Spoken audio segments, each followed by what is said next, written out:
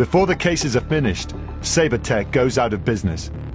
ValueJet is temporarily grounded by the FAA, but goes on to merge with AirTran Airways and is later acquired by Southwest.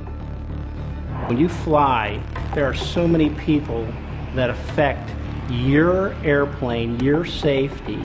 A DC-9 is heading from Dallas to Toronto when the cabin and cockpit are suddenly filled with toxic smoke. The electrical systems shut down, making it nearly impossible to control the plane. The captain was faced with an unbelievably difficult task. Barely able to see through the thick smoke, the pilot tries to get on the ground, but passengers are already succumbing to smoke inhalation.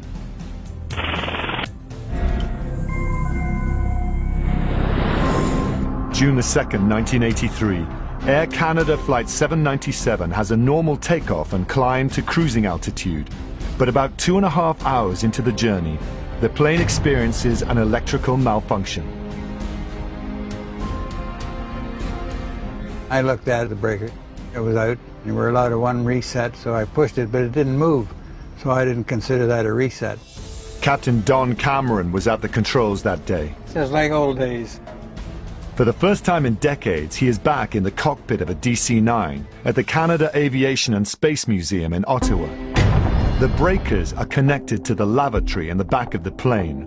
Once they pop out, they cut the flow of electricity to the lavatory motor. The crew responded to that appropriately. There was a problem there, and they left the circuit breakers then extended or popped so that it would deprive power to that component, eliminating any potential future problem.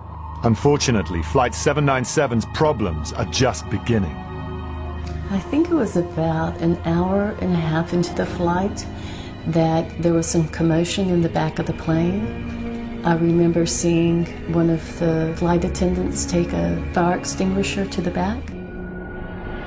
Rumors began going around in the plane that there might be a fire in the trash can, that somebody might have put a cigarette out in the trash.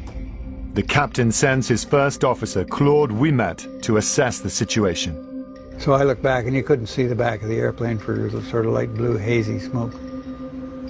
And Claude came back, and he said, I don't like what's going on back there. I think we better go down. The pilots put on their oxygen masks and prepare for an emergency landing into the closest airport, Cincinnati. The crew moves passengers forward in the cabin to get away from the smoke, but there is little else they can do. Dropping oxygen masks to the passengers in a situation like this would do absolutely no good. The masks are designed so that they will take ambient air in and supplement it with oxygen. So even if the oxygen mask had been deployed, when you took a breath in, you're going to get ambient air in. A flight attendant empties a fire extinguisher trying to control the smoke, but can't find the source of the fire. When they opened the lavatory door, they could see smoke, but not point of origin. There was an open flame. That was behind the walls. It was in an inaccessible area. A fire behind the walls is the worst-case scenario. It's almost impossible to put out or contain. The smoke was clearing, and then all of a sudden I lost all my electrical power. That's when the crew realized that they had a life-threatening event on their hands. They needed on the ground as soon as they could possibly get there. Approach Canada 797, we're on a Mayday going down. Moments later, dense smoke begins to come through the cabin walls. Roger, do you have time to give me the nature of the emergency? We have a fire in the back washroom, and we're filling up with smoke right now. Filled the cabin very quickly. I would say 10 to 15 minutes. It was horrible. It was so thick that you couldn't see your hand in front of you. You could feel your lungs and your throat burning from the sensation of breathing in. I suggested that we put our heads lower. In firefighting school, we learned that the lower you got, the more that you could be below the smoke. With low visibility and few remaining control or navigational systems, Captain Cameron is flying almost blind. We have no heading, we have no instrument, all we have is an horizon right now. I would have been right up close like this with my eyeball, maybe 3-4 inches away from the window on the left side. At this point, you know you got something serious. When you got the thing lit like a Christmas tree, I didn't think about what was burning or what had happened. I just knew that something serious had happened. Can advise people on the ground there, we're going to need fire trucks. The trucks are standing by for you, candidate. Can you give me a number of people and amount of fuel? We don't have time. It's getting worse, sir. You could definitely feel when we started to descend because it was a real dramatic, quick decline. I definitely questioned whether or not we would make it safely to the ground. That's when my fear was probably peaked. The captain is now totally reliant on air traffic control to guide him down to the airport. Roger, you're 14 miles southeast of the airport. Continue your left turn. All right, sir. Present heading is taking you to the field. He would tell me to turn right until he told me to stop. He was faced with not being able to see his airspeed, to not be able to see what few instruments he had. It was a very difficult situation to fly. Where's the airport? 12 o'clock and 8 miles. As we came in, the airplane wanted to go faster, so it was pitching over, and then you had to stop it with a pull force. Air Canada 797, you are clear to land on runway 27 left. We're clear to land, we don't see the runway.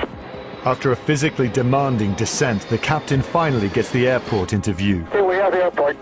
4 miles, I think I saw the airport in front of me. The runway was almost lined up perfectly.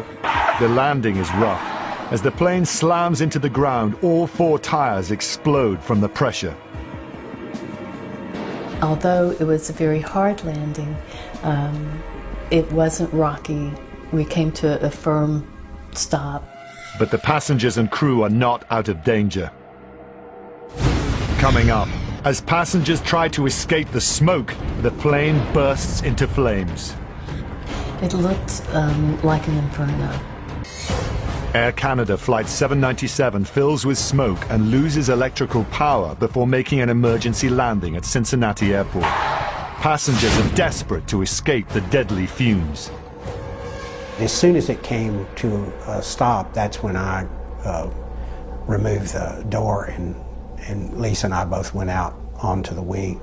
But moments after the exit doors are opened, the plane explodes into flames. When this additional oxygen entered the cabin, with the fire burning, it ignited that smoke. There were flames leaping out of the door and into the air, probably 6 to 10 feet in the air. It looked like an inferno. There were flames leaping out the doors. There was smoke all around it. And that's when we knew that we needed to get off the wing, because I knew that fuel was in those wing tanks, so I knew that we needed to get off. As the passengers evacuate, Captain Cameron stays in the cockpit. Relying on the tank of compressed air that supplies his oxygen mask, he begins shutting down the aircraft. But before he can finish, the air runs out.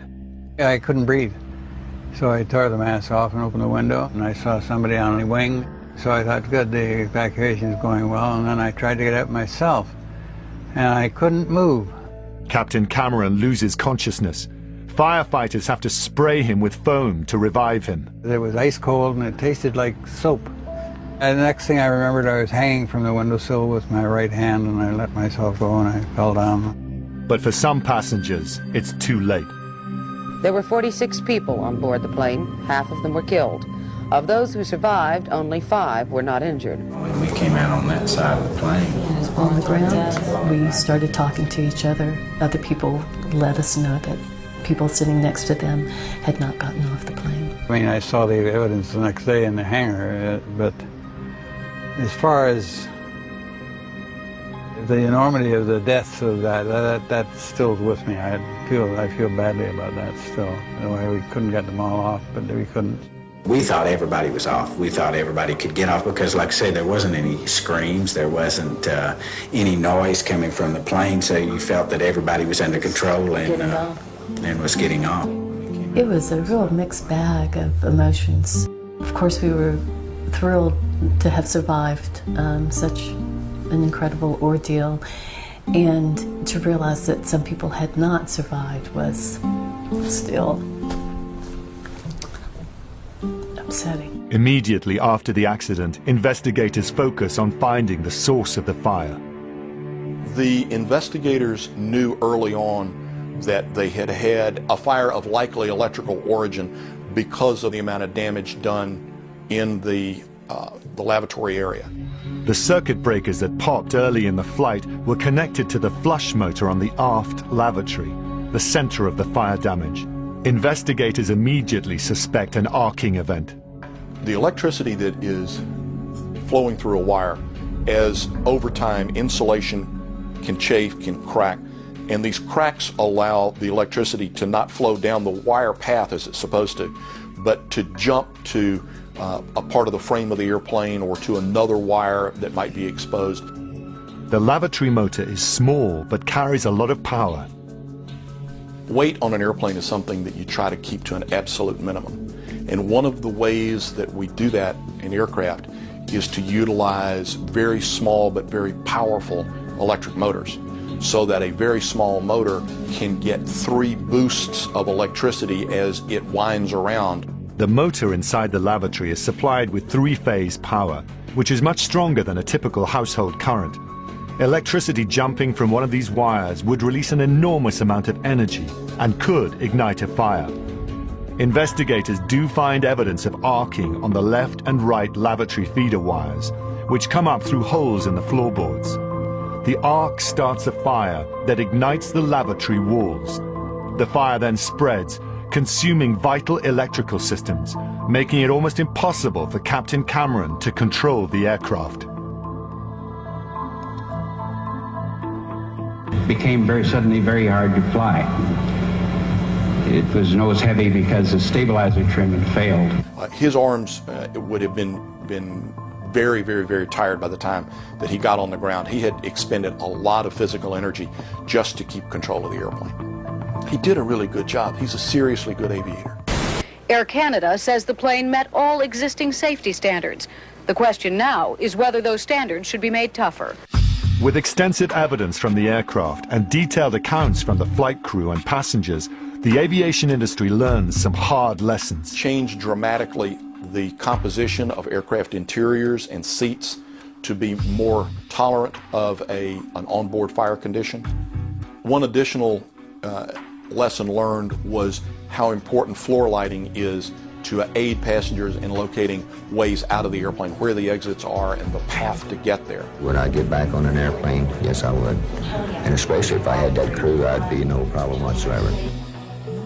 All a fire needs to start is oxygen, fuel, and a heat source. And all 3 are in plentiful supply on board aircraft. The airline industry has learned hard lessons about in-flight fires. The technology and protocols developed in the wake of these tragedies have made it harder for fires to get out of control. And while smoke and fire may continue to ground flights daily, they are less likely to result in the catastrophic failures of the past. My Plane's Crash continues at the same time tomorrow. Stay tuned to National Geographic Channel for Ancient X-Files.